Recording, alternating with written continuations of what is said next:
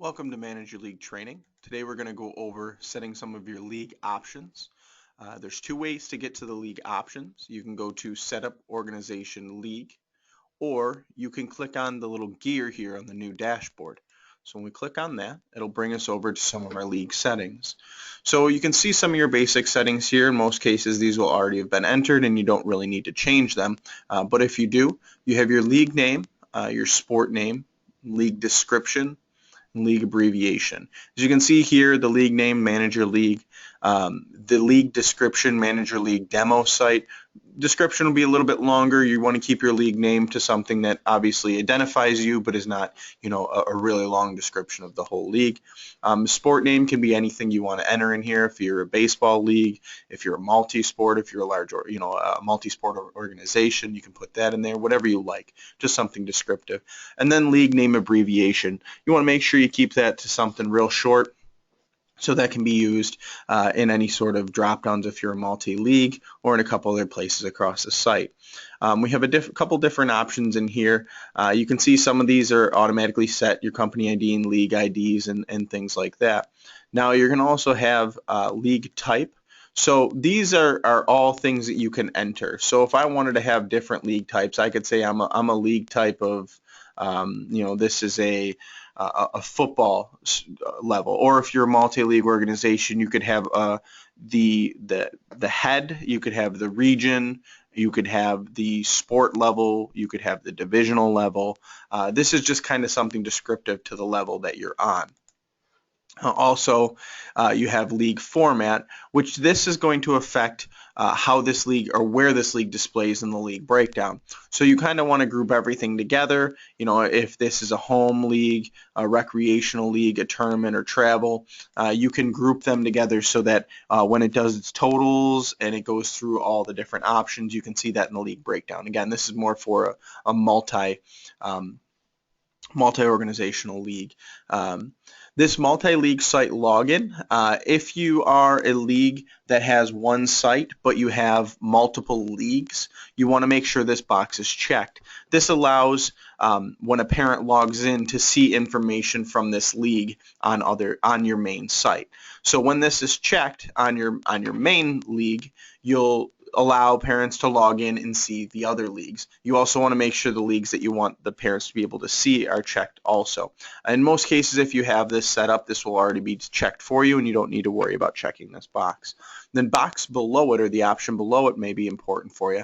This is disable coach and parent login. This will stop anybody other than admins to be able to be logged into the public site. I know sometimes people like this when they're drafting teams or when they're creating schedules so that parents don't log in, and see things or see schedules ahead of time before all the changes are final.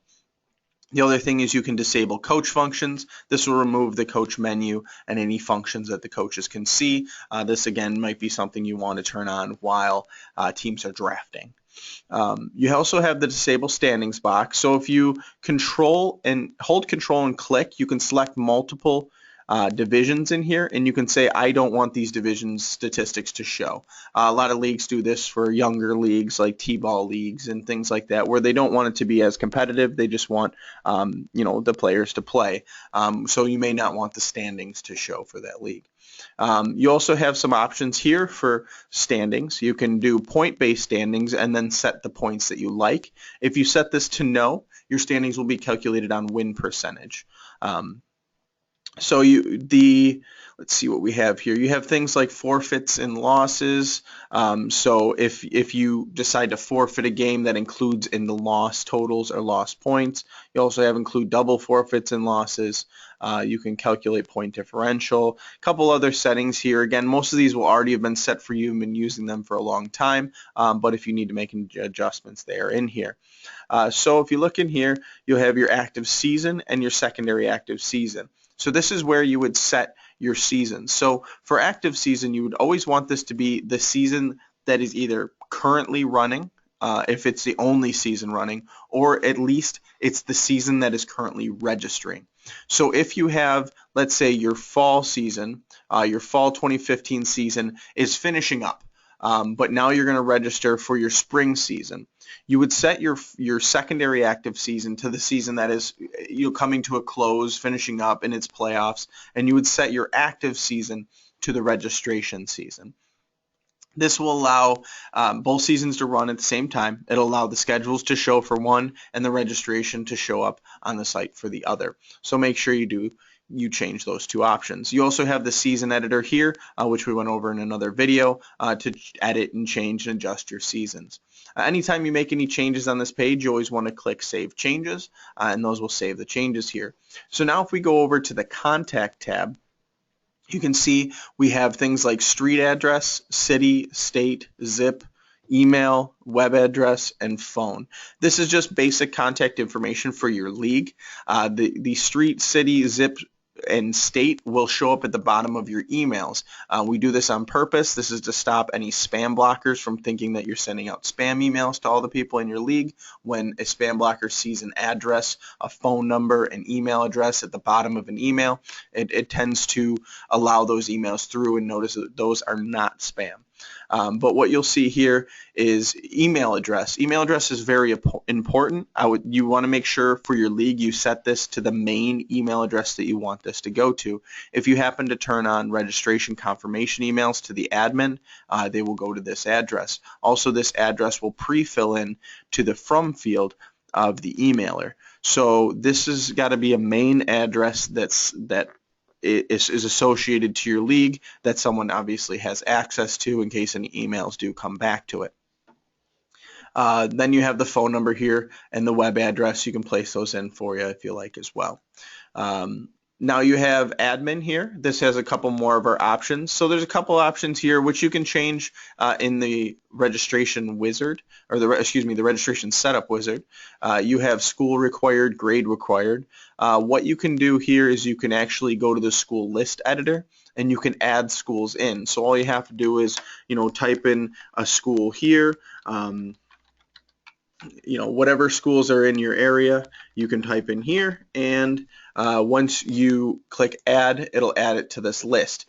Now that there's an item in the school list, the school option will turn from a text box where they can type in any school to a drop down where they can only choose schools in this list. So you can put all these schools in here. You can move them up, move them down. You can remove schools if schools fall out of your network or your league, and then you can just save that. And now all your schools will be in there. You can also clone schools from another league. So if you've already entered schools in another league, you can just clone those over. What you have here is your criteria. So basically your criteria would be age or grade. So if your divisions are age-based, you would use age. If your divisions are grade-based, you would use grade. Gender is obviously whatever gender your league is. If you do both male and female, if you only have, it's a boys league, you can have a girls league, a softball league, but that would change or only allow those genders into or through registration. You also have the start and end. This would be the minimum age of your league and the maximum age, or the minimum grade and the maximum grade. For grade, 0 would be kindergarten. You can actually do -1 as well for pre-K. So this can be -1 if your criteria is set to grade. You also have the cutoff month here. So you have the cutoff month May, or cutoff month girls, May, June. You can choose whatever one you want here. Use the calendar year, so whatever year you're in, or you could use the previous calendar year. Make sure you test these and adjust these. It's also going to depend on your season. So if you're registering in 2014, but you're trying to talk about next season, you may want to say use cutoff month of next year. Or if you started your registration late and you need the cutoff of last year, you may want to use the cutoff of previous year. You can turn on and off the displaying of league standings. You can turn on and off the forgot user ID process. Most of these will stay on, and you will never need to change them. There's some other options like showing full schedules. There's options about allowing coaches to enter scores and statistics. That's up to you. You have different head coach survey links. You have a blackout registration option, which is the same as that toggle switch that's on the dashboard now to turn on and off registration. It's the same option here. Blacking out will actually just turn off registration in the case of emergencies.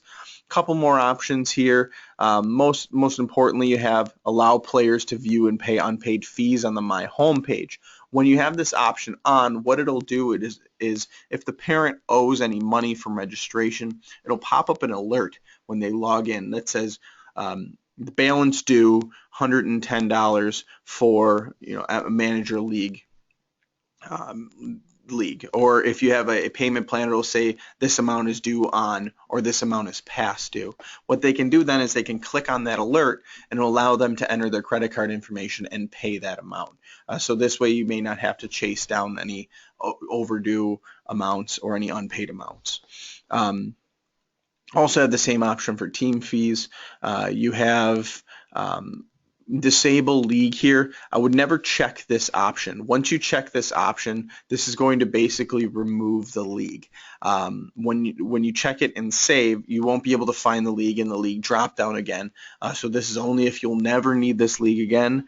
If you accidentally check this and click save, please contact web support at Manage Your League and we can get that reestablished for you. So we have a couple other things here, like which number to use for text messaging in registration. You can enable birth certificate eligibility document fields, residency eligibility documents, and then you have down here ignore disabled divisions.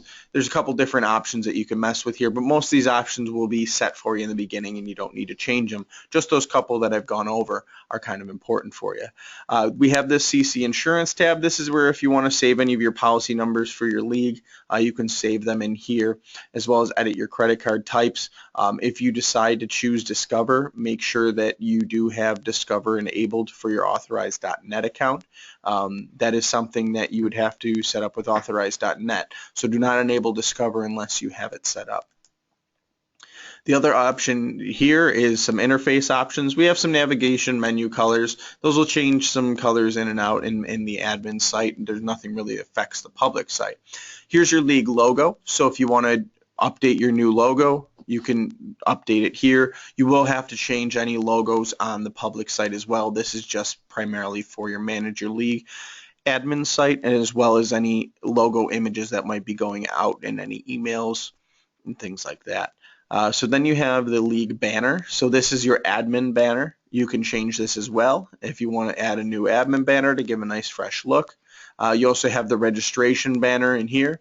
You can upload and change, or you can go to previously upload. If you switch between season and season, you can update your registration banner here. This background image for league pages, that's kind of been removed with a new web editor, so you don't need to worry about this option. But this is a new option here. You can use an admin background image. You can check that and then add a background image. Right here we have soccer.jpg. What that does, it just styles up your admin page a little bit. So you can see we have this soccer image in the background here to use for our admin pages. Once you're done with any changes, make sure you click Save Changes, and all those changes will go into effect.